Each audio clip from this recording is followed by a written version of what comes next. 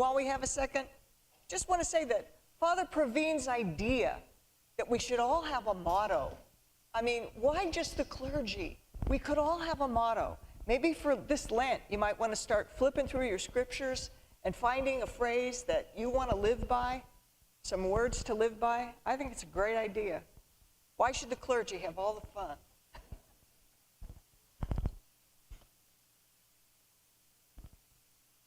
In the name of the Father, and of the Son, and of the Holy Spirit. When I was 22, I took a trip to Boston for the first time. I wanted to check out a school for librarians.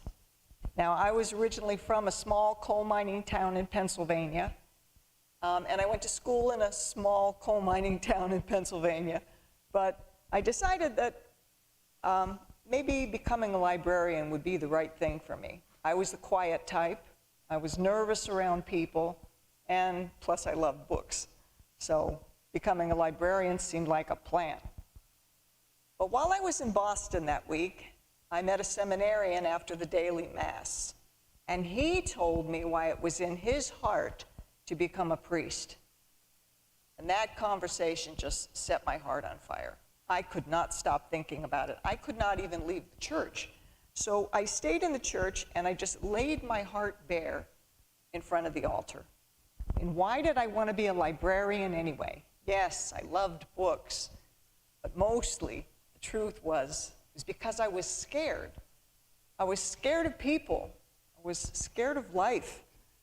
I was looking for a place to disappear, and the stacks seemed like a great hiding place. So I laid the whole holy mess of my life in front of the altar that day, and I saw fear written in large capital letters across my life. That fear was basically the reason I did everything that I did. Fear governed all my decisions, with all my relationships, and I began to wonder, what might I do with my life if I could subtract fear from the equation? What was my life really for? And once I raised that question, all the answers started tumbling out. I realized I didn't want to take care of other people's books. I wanted to write my own books. And I wanted to serve the church, like that priest, like that seminarian. And I wanted to live my faith out loud. But I was in my 20s, and I was scared of life and scared of people. So that possible path seemed impossible to me. So I left my 3 dreams at the foot of the altar in Boston to be a writer, to minister in the church, and to live my faith out loud. In my 20s, that was just an unrealistic goal. But tonight, this assembly is full of people with dreams. And this assembly is full of obstacles to those dreams. I know some of you, like myself, may be governed by an ungovernable emotion like fear or anger or disappointment. Maybe you've suffered a lot of loss in your life. Or maybe money, that demon money, is always the problem. There's never enough of it for you to think beyond just getting the next dollar. Or maybe love has never been there for you in the way that you wish it had been, the way that you needed it to be. For a lot of us, there's just too much static, too much responsibility in our lives to think about holy calls from above. You know, the weight of the past can hold us back, dread of the future. Maybe you don't even know why you're not the person you want to be, the person you thought you were going to be, the person you believe that God is calling to be. And maybe there's a conversation you'd like to have at the foot of an altar about all this, and here's an altar. Maybe tonight is a good night to begin and have that conversation. Now, I used to give about 10 parish missions a year, but this week is the first time since 2019 that I have been in front of a live audience. I mean, it's pretty amazing. But you know why I didn't. Because of the thing, the big P, the pandemic. Because the world is different. And this mission is different than any mission I've ever given before because of the pandemic, because the world has changed. We've all had a lot of time to think, maybe too much time to be alone, and we now need to stop thinking about the world the way it was and start reimagining how the world could be. Now, a lot of things are worse since 2020. I don't have to tell you. The world is sicker now. How many of you have had COVID so far? More than once? Some of you? I've had it twice. When the pandemic first hit, I was living in Rhode Island, a very bad place to be during a plague. Rhode Island is the most densely populated state in the country. It's the smallest state, but it's the most densely populated, and it's also the one with the oldest community. So more elderly people live in Rhode Island than any place else. One of my favorite Rhode Island t-shirts has the outline of the shape of the state of Texas on it. And inside that, there's a little tiny shape of the state of Rhode Island, proportioned to scale. And the t-shirt says, "Don't mess with Rhode Island either." This is classic Rhode Island. They're very self-deprecating. They get the joke. They are the smallest state in the country, and they really don't matter. Not the way that Texas matters to the world.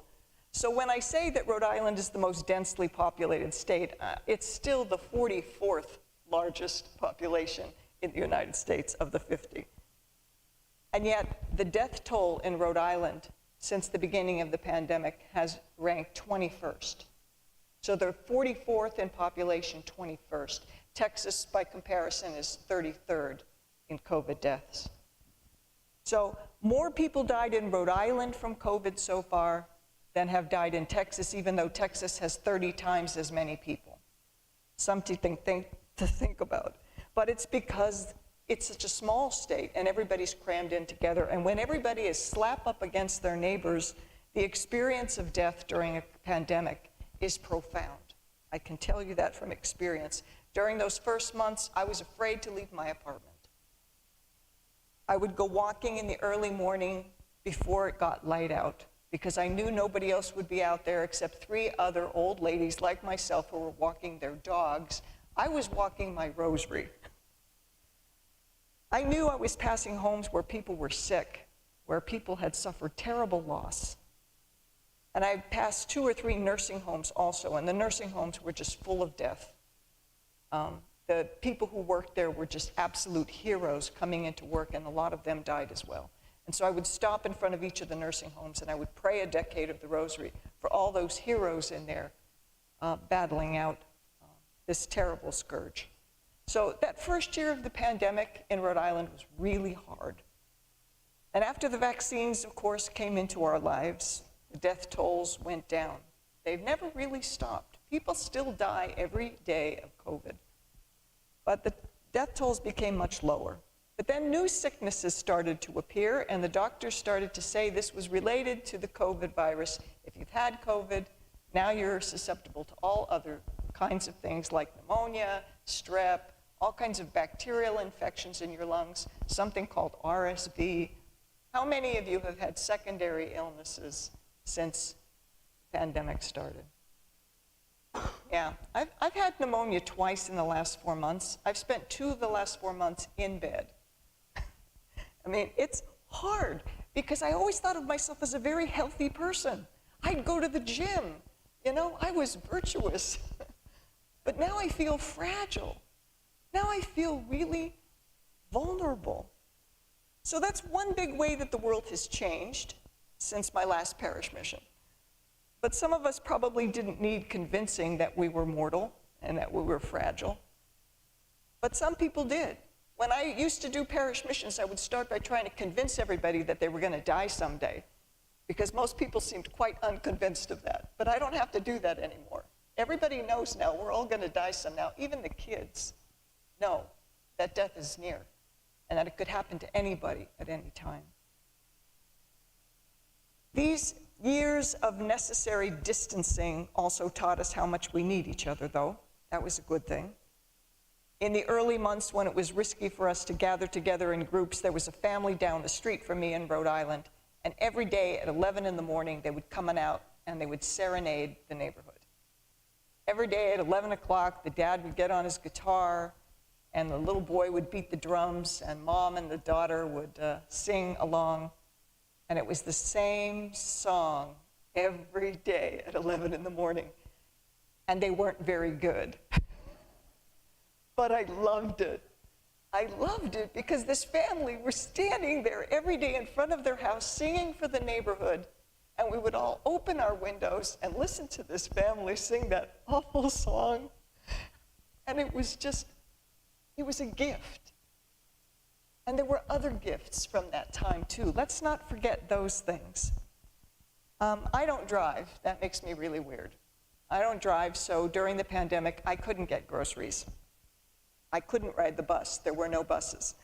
But a neighbor couple used to go to the store once or twice a week foraging for food, and they would always bring me back something. And they would put it in a bag on my doorknob, and then they would leave it there, and then they would go back to their cars. When they were safely in their cars, they would call me on the cell phone and say, "There's something for you." And it was fresh milk, it was some fruit, it was a box of crackers. It didn't matter. I would come down the steps from my apartment, and I would find that bag on my doorknob, and every time it made me cry. It was such a gift. So this one family gave us their song, and this other family gave me fresh milk and fruit. What did I have to offer? Well, I had my daily rosary. That was my offering. I offered it for those people who were so kind. And I offered it for all the strangers behind all those doors, all those frightened people who were sick and suffering. We each found out during the pandemic that we have something to contribute to the whole. And that was a wonderful thing. It gave us a chance, and it gave us the necessity to begin to think about what is our contribution to the whole. So those were some of the gifts, but the pandemic also revealed a lot of cracks in our society. The political polarization, which just got so awful. The racism that was always there but really emerged during the pandemic, all the inequities in who was getting care, who was getting help. The eagerness to blame other people, to blame someone for all the pain we were experiencing, because there was a lot of real pain. There was also the real economic suffering of that time. A lot of people lost the leases to their apartments when they lost their jobs. There were people, shopping cart people, who would have a train of shopping carts where everything that they could carry from their apartments when they were thrown out, they would be pushing them along the street. It was heartbreaking. Lost jobs, lost housing, lost hope. And let's not forget the marriages that failed during the pandemic because of all that enforced stress and proximity, pressure put on relationships that were already fragile. My sister and her husband had been married 20 years. They had 2 kids. COVID was one step down a path they could not take together. And that was sad. So the pandemic made us sicker, weaker, poorer, more vulnerable. And then came what the social scientists predicted would come, mental illness. Mental illness is now on the rise. If you wonder why the world is so crazy, it's because the world is so crazy now. That's the truth. Some of us have found it very hard to cope. All these years of upheaval, the prolonged grief, the loss, the fear that we have lived with has multiplied depressions and anxiety disorders. And once again, one of my sisters, I come from a very large family, one of my sisters called me and said she was checking herself into a mental hospital. She just couldn't take it anymore. Now, I'm happy to say that she has recovered, and she is doing very well. But a lot of people didn't reach out, didn't ask for help, and that's why we see so many people who are just so broken right now. So why am I talking about this in church? You know, shouldn't I be talking about religion? This is a parish mission. Well, normally when I gave a parish mission before 2019, that's exactly what I did. Because I'm a catechist of the church, and talking about the teachings of our beautiful church just gives me so much joy, and it's such a privilege. So before 2020, I'd stand up here for 3 nights, and I'd talk about the passion of Jesus, and I'd talk about mercy and forgiveness, about what Pope Francis is saying these days about all these things. And I would teach a lot about the Bible, because if you looked at my book table, you see I've written a lot of books about the Bible. But the world is different now.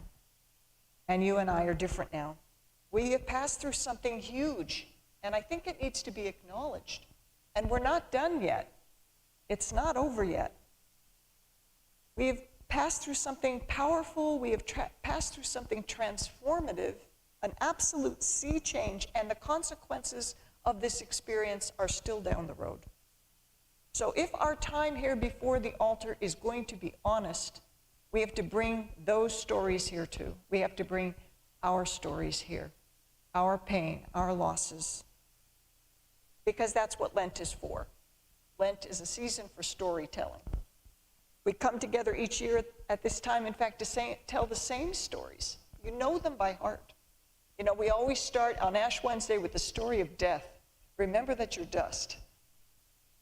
And then the very next week, we hear Jesus is tempted by the devil. Every single Lent. And that's kind of something we should stop and think about for a minute. Jesus gets tempted by the devil the same way you and I get tempted by the devil. Think about that. The sin of the world is so real that even Jesus doesn't get a pass. Even Jesus has to deal with it. And this is how Jesus deals with it, in fact. Sin is in the world. Sin is unavoidable. So, we wear ashes at the beginning because death is real. And then Jesus gets tempted in the desert because sin is real. And then what happens next? Well, this weekend we heard it. Transfiguration. And transfiguration is not just a funny churchy word for transformation. Transformation is when the substance of reality changes. Transfiguration is when nothing changes except the way we see. And when our vision changes, possibilities emerge. So we meditate on transfiguration during Lent because we need our perspective to change. Generally, you and I see things from one slant, and let's be honest, it's the slant that benefits us. So during Lent, we are invited to see things from a different perspective, maybe from somebody else's perspective, and that can be uncomfortable. Having our sight adjusted is uncomfortable. But if you're looking for a comfortable Lent, let me save you the trouble. Ain't no such thing. Lent is a season to divest from our comfort zone, in fact. That's why we fast. That's why we give our money away. That's why we pray more or pray differently than we normally do. This is the season to get out of our stuck place. Because many of us don't realize we're stuck because we like where we're at. And if we like where we're at, why would we want anything to change? But the kind of change that transfiguration requires is changing the way we see, which is seeing the truth underneath the surface of things, because surfaces lie. We know this. You know, we color our hair so that people don't see the gray. Or, you know, these days the bald spots. Hair color covers the gray. A fresh coat of paint hides the diminishment of our property, makes everything look shiny and new, but underneath the rot is still there. The diminishment is still there. So transfiguration is about uncovering the truth that's underneath the surface of things, reveals the divinity under the ordinariness of things. You know, it's like that gospel story. 1 minute the disciples, like you and me, are just walking around with plain old Jesus, and they know plain old Jesus like the back of their hand. They've been walking around with him for a long time. And then all of a sudden, plain old Jesus is shining like the sun, and they realize they have no idea who this guy is. They have no idea what path they're on. And neither do we, but we're on it. And we really don't know who Jesus is yet for us, but we will. This dazzling vision doesn't come cheaply, because when you and I are invited to see a deeper truth, it's going to cost us something.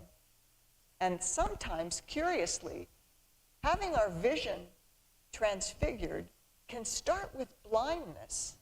This is an odd thing, but remember the story of St. Paul. He's walking along the road to Damascus. He encounters the risen Lord, and what happens? He goes blind. That's not supposed to happen. You meet Jesus, you're supposed to be able to have your sight restored. But Paul goes blind. Now, here's a man who always thought he could see things perfectly. He was the perfect Pharisee, the law-abiding man. He had all the answers when it comes to religion. He had God dialed. And then he encounters Jesus, and his whole religious worldview falls down like a bad cake. And that's what happens with the transfigured way of seeing. It starts with an initial blindness. It wipes away our old worldview so that we can't see for a while. We have to readjust our vision. Now, some of us were old enough to remember when it was taught that Protestants were going to hell. Doesn't matter that your neighbors are really nice people. They barked up the wrong tree. They bought the wrong religion. Can't be helped. They're going to hell. So hell was obviously going to be as wide as Texas. And heaven was going to be more like Rhode Island. But that's the way it was, because only practicing Catholics were going to go to heaven, and only practicing Catholics who died in a state of grace, which meant, like 5 minutes after your last confession. Heaven was going to be a very small, exclusive club. Now, I'm hopeful nobody here carries that worldview anymore. But it was shocking for us when that first went away, when we first started thinking differently about those things. It was shocking for us the first time we imagined we could be wrong about religion or about the things that we were taught. That we could be wrong, that Judgment Day wasn't the whole point of our lives, because boy, I sure thought it was when we were growing up. That judgment was not as important a word as forgiveness in our religion. That we should use the word forgiveness more than judgment. And that maybe having the right answers about God won't be as important in the end as loving each other. Very shocking new way of looking at things. So this was what telling the long old story during Lent would remind us each year. We'd start with death, with ashes, and then with temptation, and then transfiguration. And what comes next? Well, next Sunday comes next.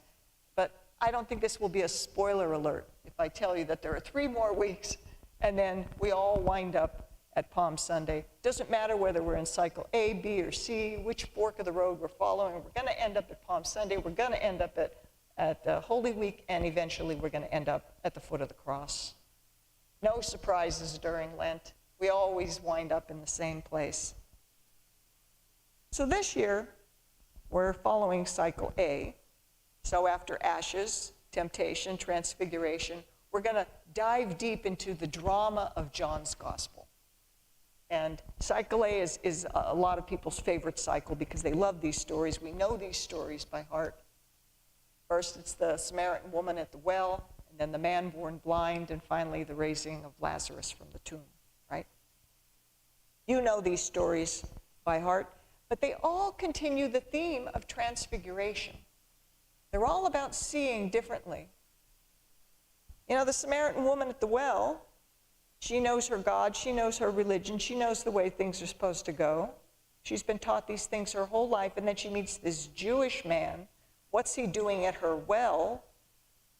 She meets this Jewish man, and he asks her to think bigger than everything she's ever thought before.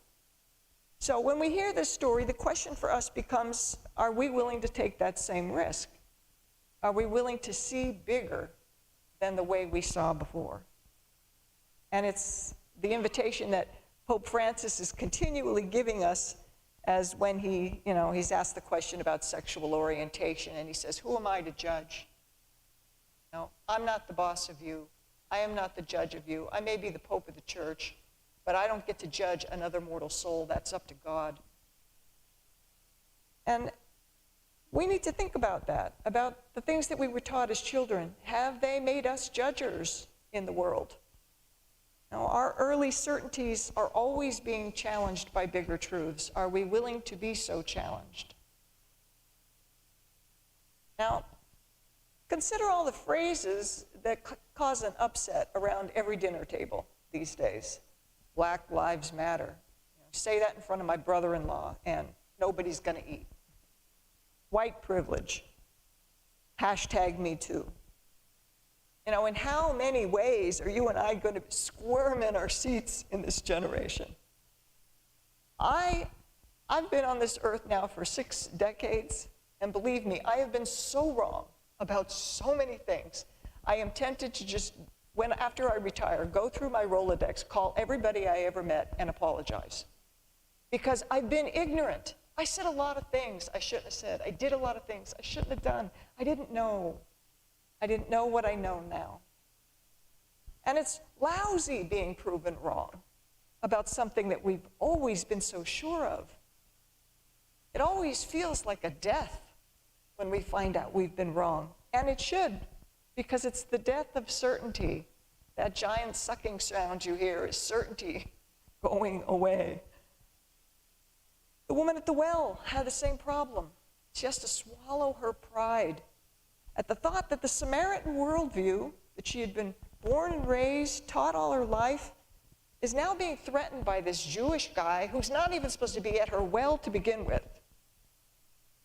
Like St. Paul, she has to risk this terrible moment of temporary blindness in order to have her sight transfigured.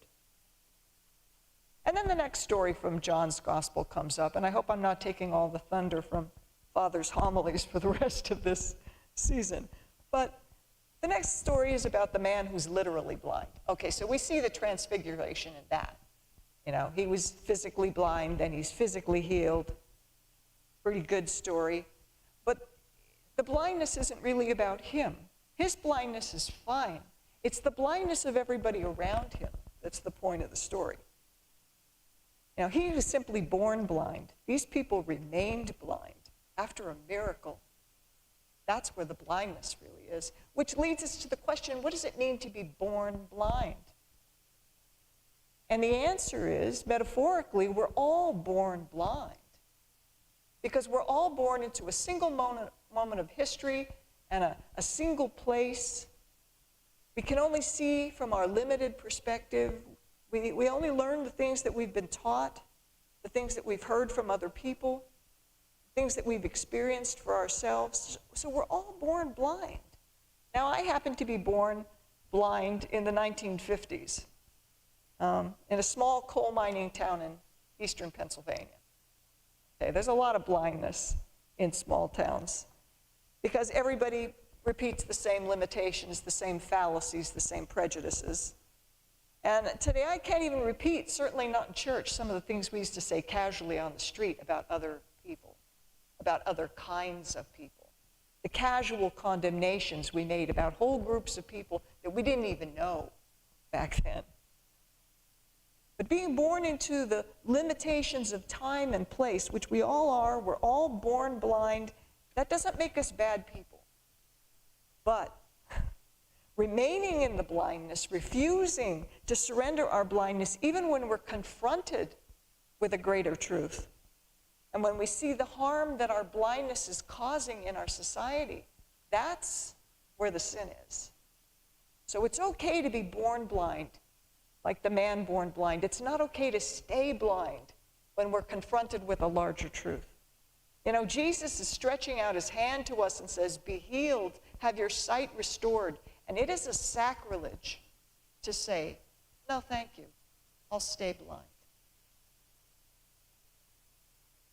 And that's basically what happens in the gospel story, because the man born blind is healed and he's grateful for it, but the elders, the religious leaders, even his own parents, cling stubbornly to the way of the past. They refuse to see things differently.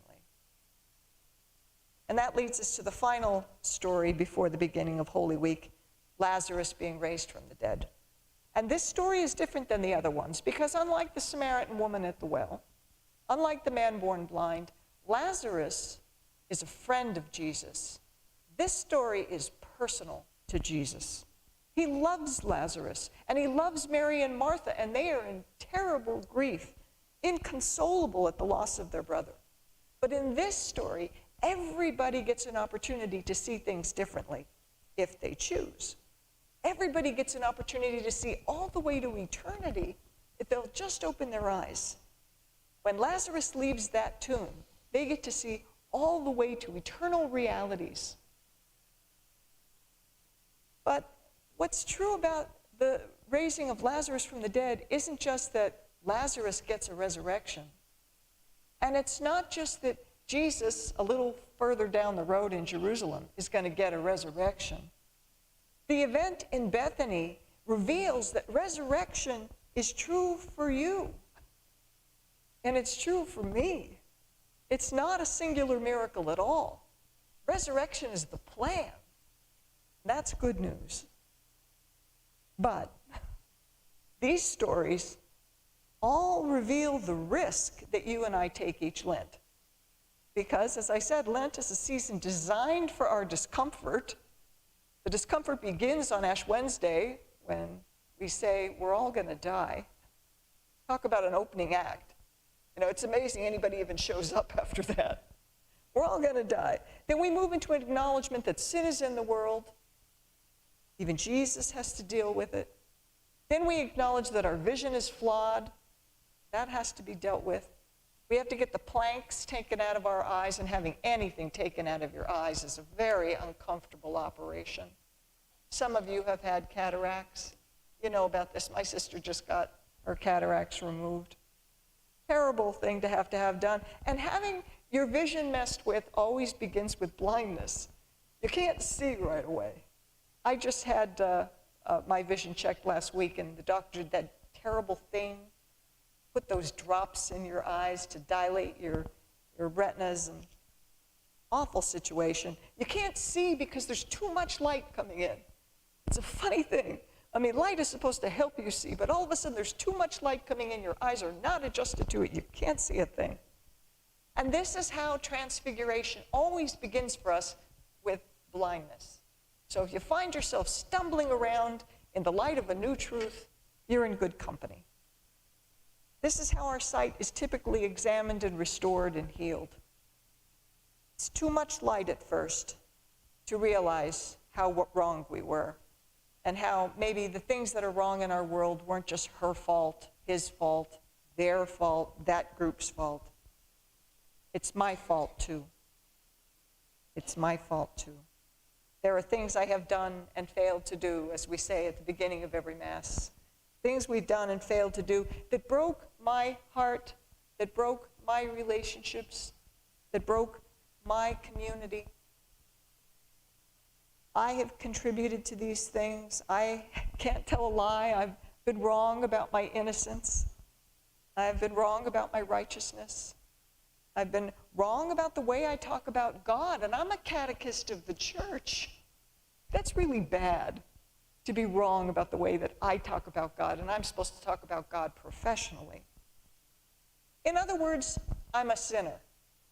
And one of the ways that you usually know when something is true is that it's very simple. In fact, most truths, religious truths, can be boiled down to 3 words. I'm a sinner. God is one. God is Trinity. Jesus is 2 natures. You know, it's very, very simple truths. So I'm a sinner just means I get a lot of things wrong. I have a lot of things I need to change. And Jesuit author James Martin tells a story from the Second Vatican Council back in the 1960s. Now, before the council happened, Pope John XXIII needed some preparatory documents made so that he could see which way the cardinals and the bishops were going to be going in discussing all of the matters that were going to be taken up. And he took one look at the preparatory documents, and Pope John XXIII was shocked at all the condemnations in these documents. Now, he had asked the cardinals to work on this. They gave him this big stack of paper. Rather than going through it or rejecting it outright or point by point telling them all his theological objections, he just took a ruler and he measured the document and he said, look, there are 23 centimeters of condemnations here. 23 centimeters of condemnations. That's a lot of condemnation. But the cardinals got the point. And I think you and I, at some point, got the point. When we realized this is the church we grew up in, the church of condemnations, and a lot of us believed at one point that that's what the church was for, to keep people in line, to get them to toe the line. Other people, of course. Other people, not us. We would say things like, well, God commands it, the Bible records it, the church says it, I believe it. End of discussion. And that seems to make sense, you know. The Bible records it, the church says it, I believe it. But if we take this approach to religion, no inner life will be necessary. No faith journey will be required of us. The higher-ups have done all of our moral homework for us. So we can go away. Our moral lives will basically be set on cruise control. All the answers are in the catechism, just look them up. But experience tells us that the moral landscape is never that neat. And all of the answers to your life will not be found in the catechism. The moral landscape, in fact, turns into swampland very quickly when we realize that very good people do very bad things for what seem like really good reasons at the time. I think you've experienced this. Very good people do very bad things for what seem like good reasons at the time. And we know this is true because sometimes we're those good people who do the really bad things. And William Temple said my favorite thing about this when he said, the worst things that happen in this world happen not because a few people are monstrously wicked. The worst things that happen in this world happen because most people are like us. This terrifies me. The worst things that happen in this world don't happen because of the monsters. The worst things that happen in this world are because people are like us. When we grasp this, we know that moral cruise control is not going to work. We need to become somebody radically new, and we need to do it on a regular basis, like the animals that shed their skin. That's why we have a season of Lent, to shed another layer. We need to hear the long old story again, the one we know by heart, to see our way to becoming somebody radically new. And this requires doing our own moral homework. You can't look at the paper or the kid next to you. You have to do your own moral homework. Now, I used to live in a small fishing town in the eastern Sierra Mountains in California. People in mountain towns do not like words like change and new. And I understood this because I was from a small coal mining town in central Pennsylvania where people don't like change and new. The 1960s didn't arrive in the coal region until the 1970s.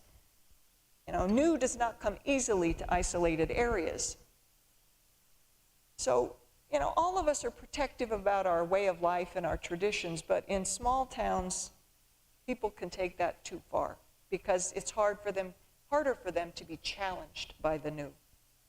So in the Sierras, when I lived up there, the rest of the country at the time was involved in an election and involved in especially jobs creation. But you know, it's like any election, pick one. They're all about jobs creation. And the possibility of universal health care, which at that time was just a dream. But in the Sierras, the most talked about initiative on our ballot was the chicken vote. Chickens in the city limits, yes or no? Now, the chicken vote was really serious. The mailman would come every day, ring my doorbell, and say, how are you going to vote on the chickens? I mean, everybody was talking about the chickens.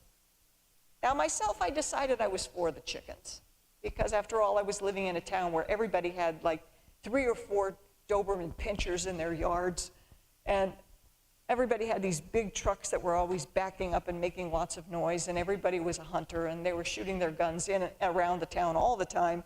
And I thought, well, what harm could a couple of chickens do in this mix?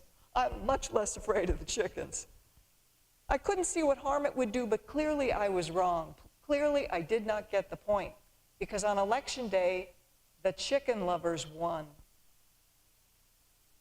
And then the chicken haters released their dogs, and the dogs went after the chickens and tore them to pieces. And I moved away. Chicken lovers and chicken haters see the world differently, but they have to learn to coexist, or we don't have a society. We just have enemy camps. But changing our way of thinking about the chickens or about anything is not an easy thing. You know, I was at all 6 masses this weekend here, and your community is having the same struggle that every community is having. That we're being asked to stand during the communion to think differently about the communion rite. You know, we're all in this together.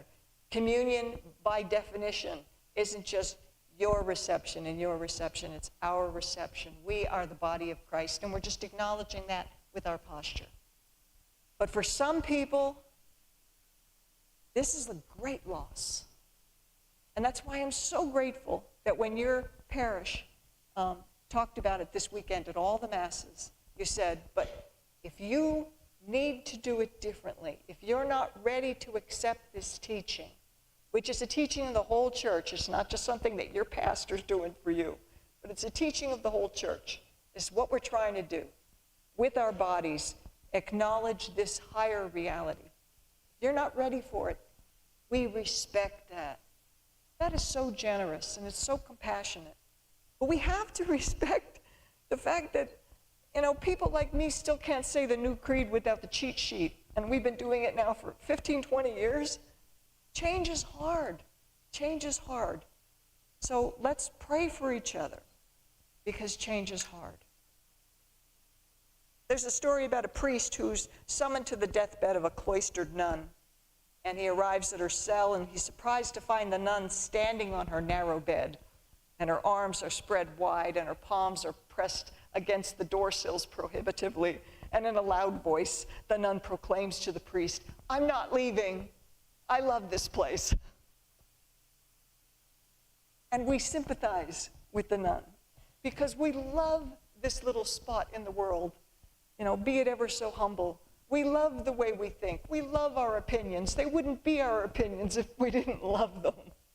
We love the status quo, especially when it's in our favor. Yet change is part of the package of being alive, and I learned this in science class, and you did too long ago. In science class, we learned that the only way we even know time exists is because it's the measure of change. Things change, and so we can measure time. Otherwise, we wouldn't know that time passes at all. But things change. So we exist in time, and we acknowledge that things change, and you and I continually surrender to the change with every breath we take, because we have to surrender the now for the next. The now for the next, or there's no future. That's simply a reality. So how many of you have lived in more than one town in your lives?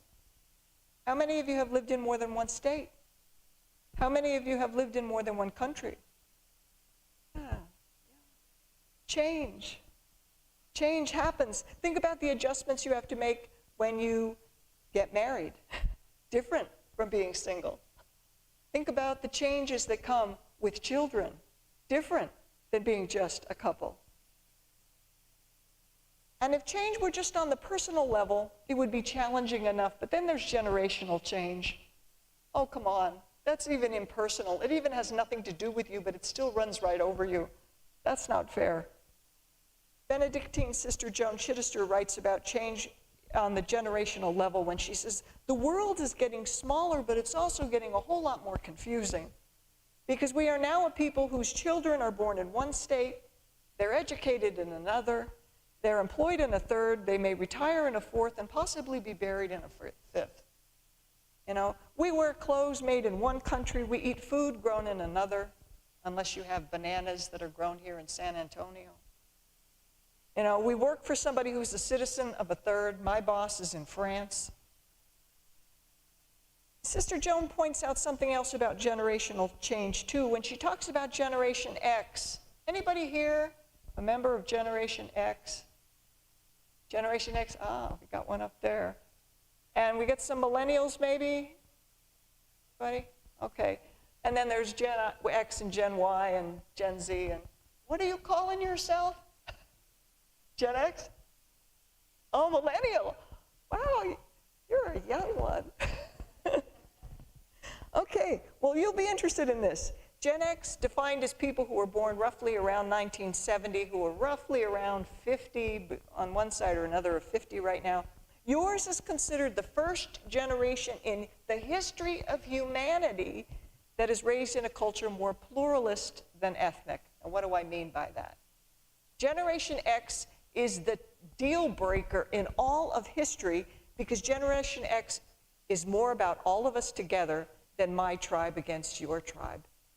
Everybody before Gen X, we were all about tribes. I'm a boomer.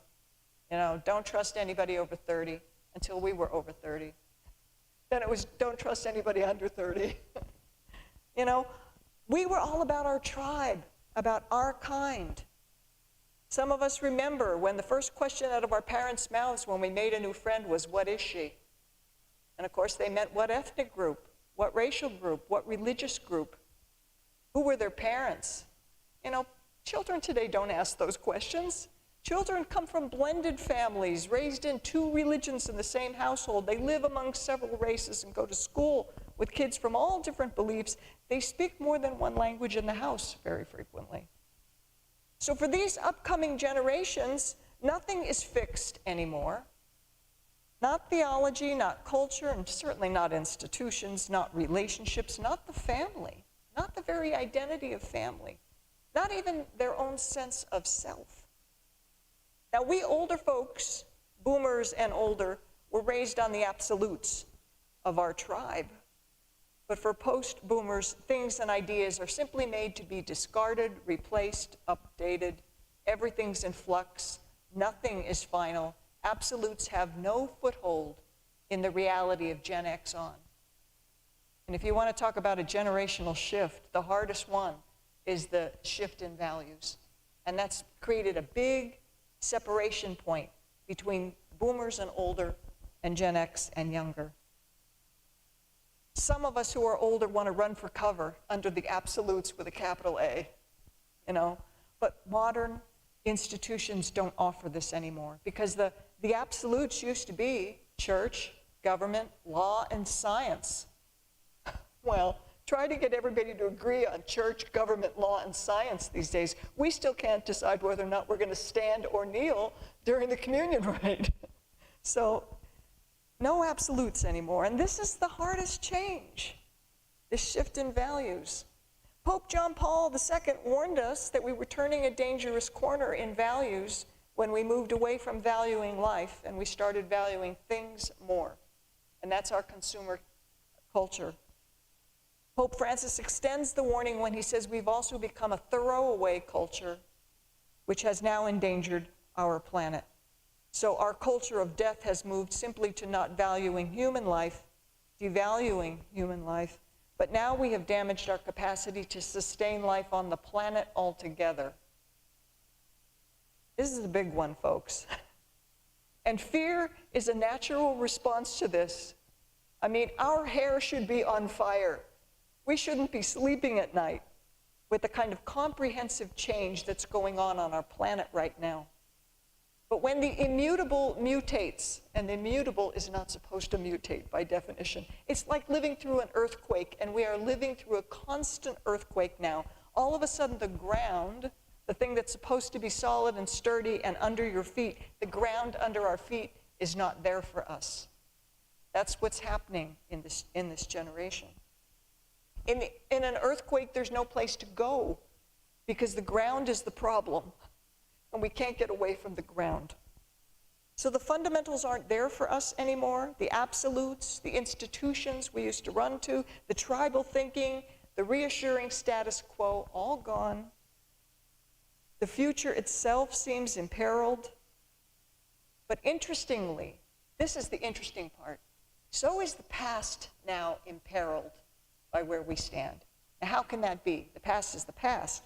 Oh, but now we have to reevaluate the past in light of what we know now.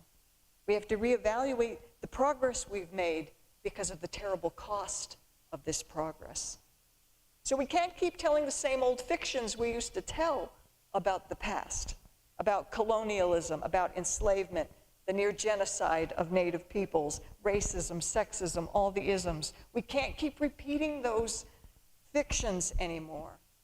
And we can't keep blaming other people for the problems we have, for the discomfort we feel.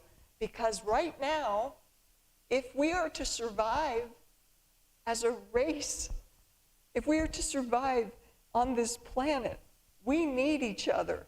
We need to pull together. And so the Generation X and the millennials and the earlier and the younger ones than that, they're right. We can't afford tribal thinking anymore.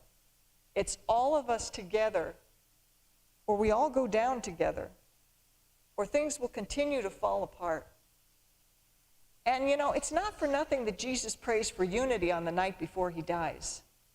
If I were Jesus, I would have been praying for reinforcements before I went to the Garden of Gethsemane. But he's praying for unity because it's the most important thing. Unity is survival. Marriages depend on it. Families thrive on it. Communities require unity. Our church, our Catholic Church, is defined by unity. Civilizations end if unity is squandered. And you can talk to any ruins in the ancient world, and they will tell you this truth. Civilization ends when unity is squandered. So we have to make some changes. It's going to cost us our tribal thinking if we are truly pro-life, if we want creation to continue. Change is inevitable. We cannot go backward. We can go forward. And a friend of mine taught me this because he struggled with depression for many years, and he went to a therapist, and he told the therapist, I will commit to seeing you every week if you promise me I can have my old life back. And the therapist said, I'm sorry, that's the one thing I cannot promise you. I can promise you a new life, a better life, a happier life, a healthier life than the one you're living now. But I cannot give you the life that is behind you. That's gone. So I want to go back to an earlier story I told about the 3 dreams that I left behind at the foot of the altar in Boston. I didn't leave them there forever. When I was in my 20s, I felt it was in me to do these things, to be a writer, to minister in the church, to live my faith out loud, to be the one with the microphone. But there was one big problem, me. Fear, large letters, right?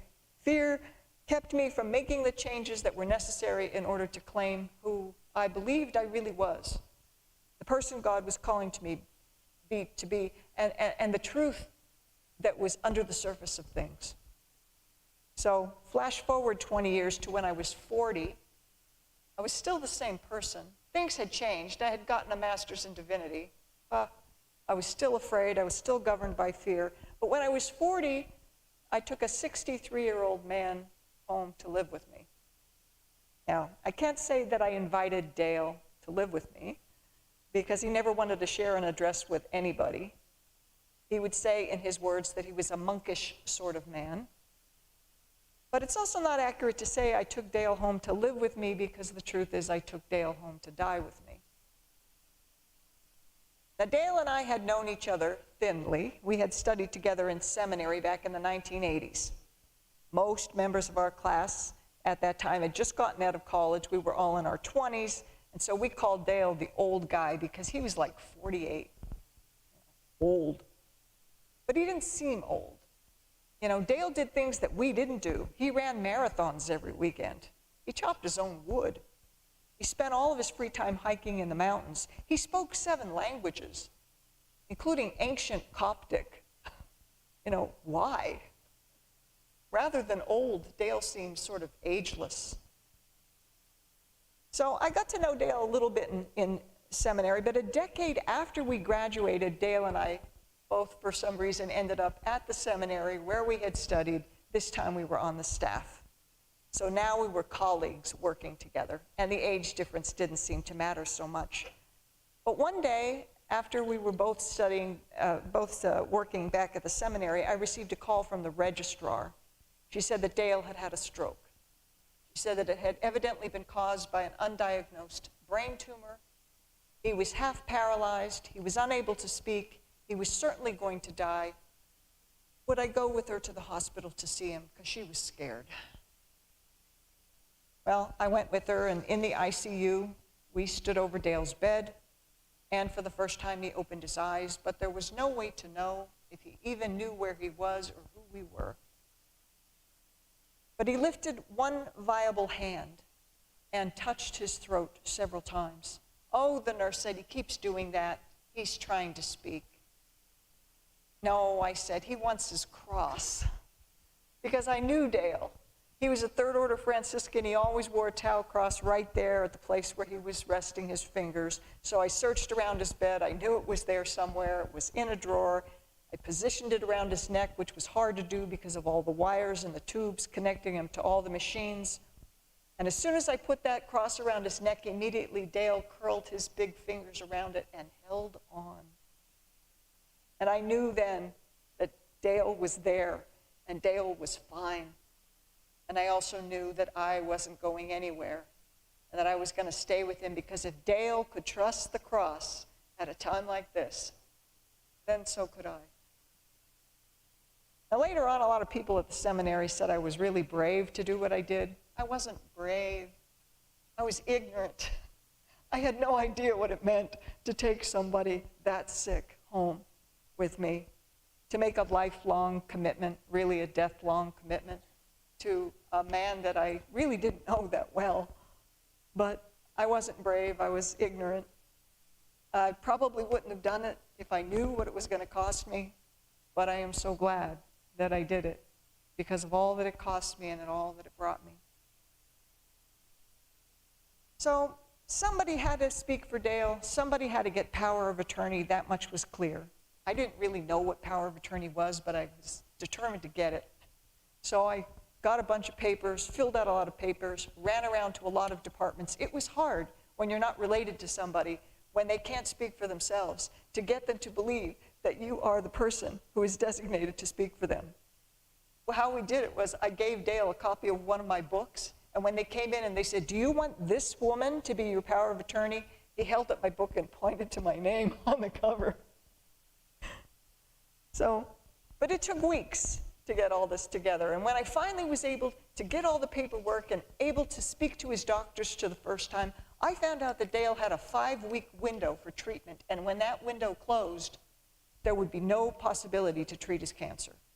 And that clock was ticking. There weren't many weeks left. And I also found that they were ready to put him in indigent care in a cheap nursing home on the other side of town because no one was there to speak for him, and he was not going to be treated at all. He was going to be left to die.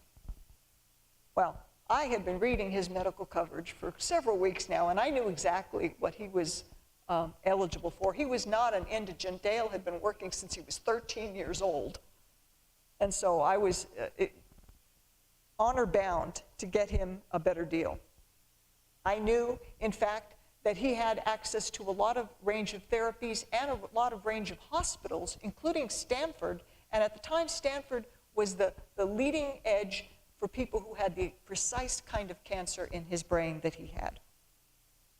So I stood in more lines, I gripped more forms, and I kept on seeing one person after another, and I knew sooner or later I was going to encounter the administrator who could make this happen.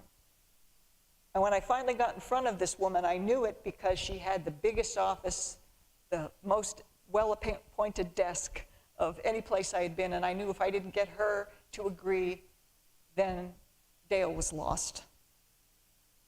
And happily, the administrator was not unreasonable. She agreed with me that Dale could be treated for the cancer on his policy and that he was eligible, in fact, for 3 kinds of therapies, including speech therapy, physical therapy, occupational therapy. But she said, you know, he could go to the nursing home we've already picked out for him, and he could be treated there. You know, he doesn't need to go to Stanford. The level of care there is only really 5% better. What she was really telling me was it wasn't cost-effective to send a terminally ill man to the finest possible care. And I understood that. So I said, well, 5% better. If somebody is pointing a laser at my brain to treat a tumor and they're 5% more accurate with that laser, I think I want that. And if the doctors are 5% better, if the nurses are 5% more attentive, if the equipment is 5% more advanced, I think I would want that, wouldn't you? Well, I was wearing out my welcome with this woman, clearly. She finally just stood up, put her hands on her desk and said, "Don't worry, your father will get very good treatment at our hospital." And I said, He's not my father. But then I stood up. I saw my chance and I said, but if he were your father, would your decision be the same? If he were your father, would you refuse to sign this paper? Well, that idea stunned her.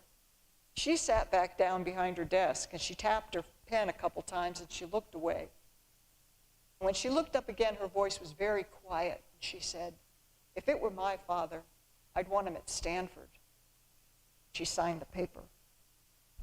And because of that, Dale received the best possible treatment, and he lived for 18 more months, and he got to say goodbye to all the people that were important and to do the things that were important for him to do. And he learned to speak again because of the excellent speech therapy he got there. And when he could speak again, he told me that I did what he would have done, that I fought for what he would have fought for, every possible treatment to maintain his quality of life. What I remember from that moment was the impact of the word father on the conversation. You know, father means something different to you and to me and certainly to that administrator. But that word flung open a door in the conversation, because even if we don't agree on what a father means, we might agree on what a father should mean. Even if we come from families that were highly problematic, we might agree on what a family should be. And Pope Francis, in fact, says the fate of our planet rests on developing a family feeling for each other. You know, unity is all we can afford these days, because this planet is very small and very interconnected. The pandemic showed us that. The decisions you and I make aren't just for you and me, they're for the whole world. So when the Pope is talking about things like this, I don't think he's talking about unity in terms of what diplomats are doing in far-flung capitals. He's talking about our relationships. We need to respond to people we know, people we don't know, as if they were family. We need to respond to the world's pain as if it had something to do with us, because it does. But to do that, we have to have our vision transfigured. We have to see each other as mother and father, brother and sister, or it won't happen. The change won't come. And change is relentless, pitiless, breathtaking, not optional. We don't want it. But if we refuse it, it will roll right over us anyway. So we might want to do what the saints did with change. They participated in its grace. And grace is a wonderful word, you know. It's all about embracing transfiguration. But humor writer Annie Lamont also says about grace, theologians insist that grace is freely given, but sometimes you have to pay for it through the nose. And I think we have experienced that too. The price of change, the price of grace is steep, but we won't always have a choice about paying it, so time to pay up. And the good news is we don't have to wait for grace to fall from outer space. As a kid, I always thought that grace was something that the stork brought in a bundle and put on your doorstep. No, but grace doesn't come from outer space. Thomas Merton says grace is within us in every virtue that's already hidden in your heart. All you have to do is exercise it. Thomas Merton said that grace is like an oak tree hidden inside the meat of every acorn. And he said to be an acorn is to have a taste for being an oak tree. No, so when you and I seek the grace that is within us, it's because we are acorns with oak trees inside that are anxious to get out. And we have a taste of that oak tree every time we receive the Eucharist. So if there is something that is keeping you from releasing this extraordinary life that's within you, this oak tree inside your acorn, tonight's the night to leave that impediment at the foot of the altar. In the name of the Father, and the Son, and the Holy Spirit.